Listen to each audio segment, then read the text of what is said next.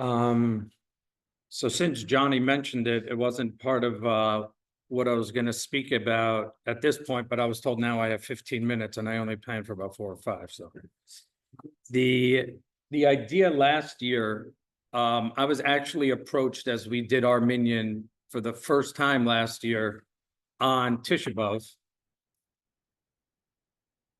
And I was told that maybe we shouldn't do any Kinnot. And someone came to me from a very Hardal place, very religious place, and said, look at the world today. And have you been to Yerushalayim lately? And Yerushalayim is probably one of the most expensive real estates in the world, let alone in Israel.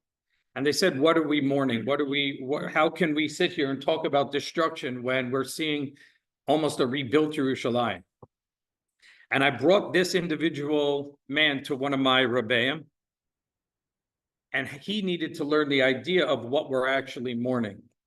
And it was the idea about what was going on at the time, about the disunity that was going on. It's not just about what Yerushalayim looks like physically and how much it costs to live there, but it's the idea of keeping one another together, which brings me into this next Kinna. If you have the art scroll, you could see that the beginning of each 3 lines starts with Eicha. It's Kinnot number 7. Kinnot number 7, I apologize. Number 7 on page 158, 159. Right. And the idea is, we are sitting here and we are not Choni Amagil, we are not Chanina Bendosa, we are not the Berdichever who are publicly known for questioning Hashem in his moment. We are brought up as Jews of Tzaddik Hashem B'chol Derachav. We're not here to question everything because it's too hard sometimes to answer. We don't have the answers about why bad things happen to good people. We don't have that answer. So how are we sitting here today as a unified people yelling at Hashem Eicha over and over and over again? Not only last night in the Megillah of Eicha, but sitting here as a public, literally shouting out to Hashem, how do you allow this to happen? Is that not disrespectful of us as Jews? And we see that Eov did this, and Eov was rebuked for doing it, except from his people, except from Hashem. So I saw something really interesting written by the Eish Kodesh in 1941.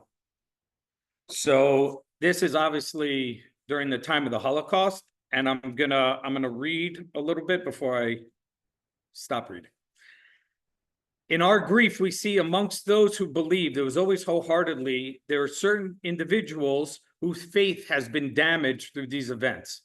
They question Hashem, asking, why have you forsaken us?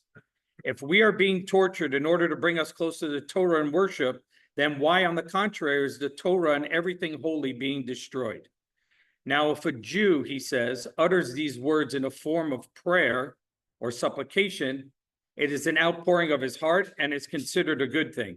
But if, God forbid, he's really questioning Hashem directly, then he has what to think about internally. I'm going to explain in a minute. And the Pizetzda says something also about being anachnu maminim, about what it means to be a believer. And he says to be involved in a healthy relationship with Hashem that includes pouring out our hearts to Hashem and begging for help for us to understand when we are speaking to him. And that is the goal of the Kinnot that we're reading here today. He says there's 2 different types of Avelut. There is the individual Avelut and there is a communal Avelut. We have the private Avelut, which we know we do a hesped in honor of a person who died. We glorify them, we eulogize them. And it makes us aware and it allows us to be sad for what we've lost. But Kinnot is unique to Tisha B'Av. We don't have any other public moment that we get together to reach out to Hashem like this. The difference is that a normal Avelot is the ray of the world. We don't question Hashem, and we're taught not to question Hashem when individual or personal things happen to us within the natural order of life, even though it doesn't always seem so natural. However, Chorban, complete destruction on a national level is not normal. Death is woven into the workings of this world, but that the Shekhinah should be driven out into Gellis was not the way this world was created to be. So if after thousands of years, a Jew is capable of mourning and lamenting over Yerushalayim, showing that Yerushalayim, a complete Yerushalayim, a Yerushalayim with the Beit HaMikdash, still is meaningful to us, and Hashem decrees a slight forgetfulness in people when it comes to individual Avelut. He makes it as part of the natural order that we have a way that we have a chance and a way to move on. But what he didn't create, this as part of the world, we don't have this ability to move on. When we discuss Yerushalayim, we can never forget it. We bring it into every simcha. We bring it into every occasion. We bring it into every daily prayer. We bring it into every single thing we do because it's something that we can never forget. And that alone, for that alone, we deserve to be happy, not just in the future, but right now. So when it comes to a personal loss, we're not really allowed to question the din, the judgment that Hashem has done. But when it comes to a velos of a churban, it's the exact opposite. We're obligated to question. We're obligated to open up our hearts and say eicha. We're obligated to say, how can you let this happen to your nation, your people, not just about us specifically. For a personal loss, we are not allowed to ask Hashem why, but here it's what we start with. We start with the question of why. Eicha tells us that for this national tragedy, and including the one that we are experiencing today, we have to ask why. What is the purpose? Why did this happen? The reason we ask is to arouse Hashem's mercy on the Jewish people. We're not looking to blame individual people or individual groups. We're commanded to cry out to Hashem and directly ask him. I'm going to skip some of my proofs from Moshe Rabbeinu and stuff, and I'm just going to end with this. If the motivation from Hashem is the pain of the Jewish people and not a theological exercise, then it is a mitzvah and is an expression of love, and it is a tefillah. We have to push by not being silent, and we can hopefully await the midos harachmim by sitting here today and saying these Kinnot. Play together, Kinna number 7, page 158 in the article.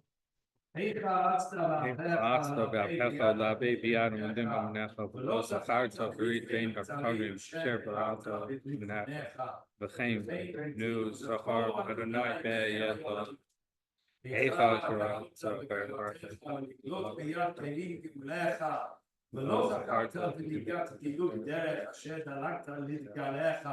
וכן זכור אדוני בלב היה לנו.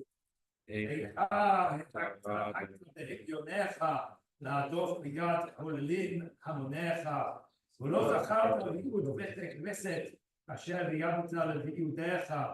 וכן בכוננו זכור אדוני היה לנו. איכה זנחת בזעמך לזלזל ביד זרעים סגוליך, ולא זכרת תיקון חוקי חורף, אשר חקקת לחמוליך, וכן תהינו זכור אדוני איכה טרחת בטרחיך, ותרוך תלאיך, ולא זכרת יקר במידות יושר, אשר ייחדת ליודעך, וכן יולדנו זכור אדוני היה לנו. איכה קיבלת בחסך לחלות ביד תפילין קרנך, ולא זכרת לא לזנוח בעולם, אשר לימדת לליקוחיך. וכן זכור אדוני והיה לנו. איכה מלמת בספר. לא זכרת וכן זכור אדוני והיה לנו. איכה צחת בשעריך לסגר ביד צעפים צעדיך, ולא זכרת עוז עד ידיים אשר התרת לעבדיך. וכן אבינו זכור אדוני והיה לנו. איכה פצת פחתך לפגר ביד חריצים ביאך, ולא זכרת צעדת צבי צדיק אשר צפת לצבאיך. וכן צעקנו זכור אדוני והיה לנו. ואיכה קראת בקריאתך לקנות ביד כמים קרואיך, ולא זכרת לרגש לחם ליבותיים אשר רצית לרעיך, ובכן רגלנו זכור אדוני בהילה. איכה שאפת בשעתך ושלום יד שודדים שליניך, ולא זכרת תוקף טלטלי תואר אשר תקמת לפיך, ובכן תענו נענו לשפוך דמעות כמים, על מה ביום זה השקינו פעמיים, זוכרים היותי בשלווה יושבת בירושלים, רגמתי ואתה אעדה עד גבול שמיים.